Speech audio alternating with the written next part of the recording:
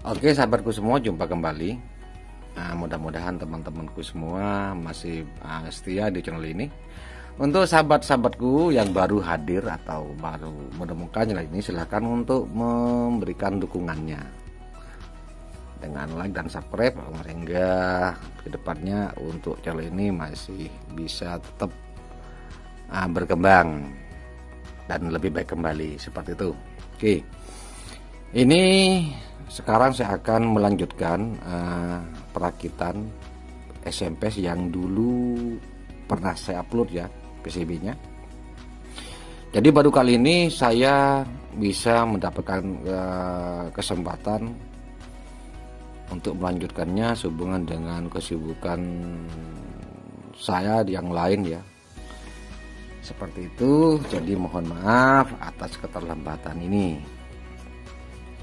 Oke, untuk PCB-nya ini SMPS full brick dengan PFG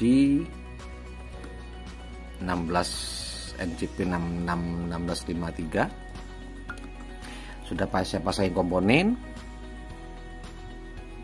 sudah pasangi elko dan semuanya sudah terpasang ya, termasuk trafonya sudah saya buatkan seperti ini. Nah, jadi kali ini saya akan membuatkan video selangkah demi selangkah bagaimana cara merakit PCB ini, khususnya untuk pemula. Karena apa? Dalam merakit sebuah SMPS itu kita tidak mesti memasangi semua komponen, dipasangi semua terus kita tancap dicoba. Tidak seperti itu. Harus ada langkah-langkah yang harus dilewati. Selangkah demi selangkah kita menentukan bagian-bagian rangkaian yang digunakan pada SMPS ini. Baru kalau sudah dirasa semua rangkaian dari PSU PWM, dari SMPS-nya dan juga pada rangkaian PFD-nya sudah normal, baru kita coba secara keseluruhan. Nah, video pertama ini saya akan mencoba tahap pertama, yaitu pengujian dari PSU PWM-nya. Pertama-tama kita harus memastikan bahwa PSU PWM ini bekerja dulu, baru selanjutnya kita melangkah ke tahap berikutnya.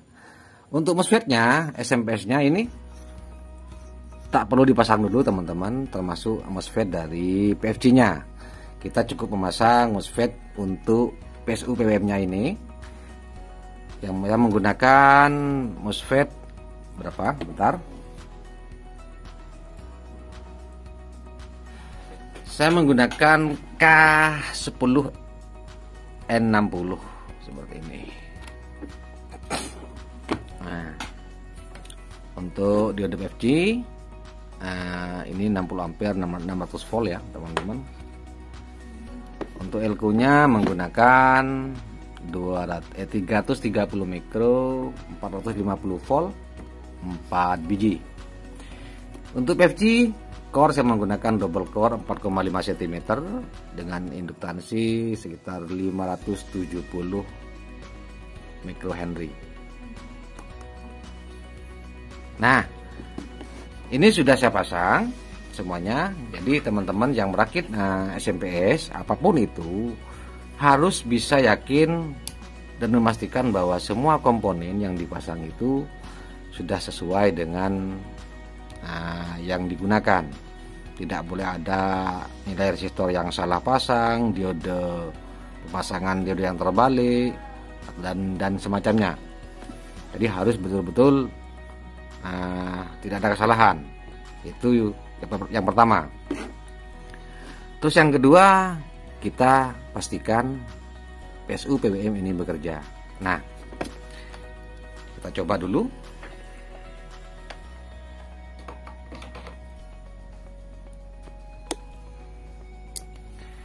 PSU PWM yang normal biasanya ditandai dengan lampu indikator yang menyala seperti ini, dan tidak ada terdengar suara-suara aneh dari trafo. Nah, untuk PCB badak ramping ini dengan nilai komponen yang terpasang sesuai dengan data di PCB biasanya menghasilkan tegangan sebentar 16,5 volt. Nah, untuk output dari trafo PSU ini sebenarnya masih bisa diatur. Mau dinaikkan lagi bisa, yaitu dengan menaikkan nilai resistor ini ya teman-teman ya. Aslinya ini 12K, bisa ditambah, diserikan 1 kilo, mungkin dipasangi 13 kilo, nanti outputnya bisa menjadi naik. Itu kalau memang teman-teman ingin menginginkan output yang lebih tinggi. Karena apa? Output dari PSU PWM itu pasti akan mempengaruhi besaran VGS dari MOSFET-nya. Nah, untuk PCB berat ramping ini, jika kita menggunakan nilai resistor sesuai di PCB, biasanya tadi saya menemukan bahwa VGS yang dihasilkan, sebentar. Nah, tadi saya coba VGS-nya mendapat sekitar 2,2 volt tadi. Namun karena saya menginginkan tegangan VGS itu sekitar 4 volt lebih, maka saya melakukan perubahan ya. Yaitu perubahannya ini teman-teman. Bentar. Perubahannya saya menjumper langsung diode ini. Ini adalah diode sebagai yang menuju udah ke output trafo, itu ke elko ini ya. Pin positifnya yang menuju ke pin VCC dari IC SG3525. Karena tadi jika menggunakan diode yang aslinya awalnya 16,5, setelah dipasang diode itu menjadi 15,2. Ada penurunan tegangan, jadi saya langsung jumper saja seperti ini, sehingga tegangan IC PWM ini sebesar 16,5 seperti pada yang terukur pada elko nya. Terus saya melakukan perubahan penggantian nilai resistor ini ya teman-teman. Ini resistor dari output totem pole yang menuju ke GDT primer. Pada nilai PCB aslinya tuh sekitar 4,7 ohm ya teman-teman. Tetapi saya ubah menjadi lebih kecil lagi, yaitu 1 ohm. Sehingga didapatkan VGS sekitar berapa? Ini tadi VGS-nya 4,2 volt. Nah, seperti ini. Untuk frekuensinya berapa teman-teman?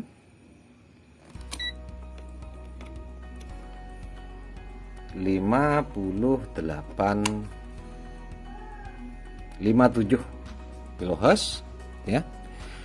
Jadi VGS pada masing-masing MOSFET ini harus betul-betul sama. 58.